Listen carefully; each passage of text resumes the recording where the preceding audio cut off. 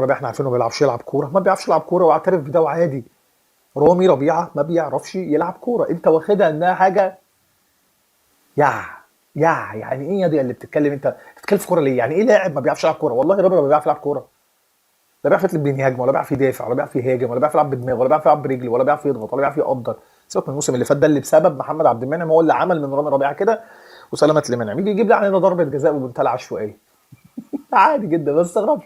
شفت الكلام ده مثلا لما قلت يا لهوي ازاي يا رامي تعمل كده؟ ده رامي ربيعه عادي يعني، لو كان الشناوي طلع وعمل كده كنت اقول عادي ده الشناوي، لو كان كوكا جيب الناحيه الشمال عملها كده عادي، لو جيب محمد هاني عملها اقول عادي، لان هم دول عادي، لان دفاعيه عادي.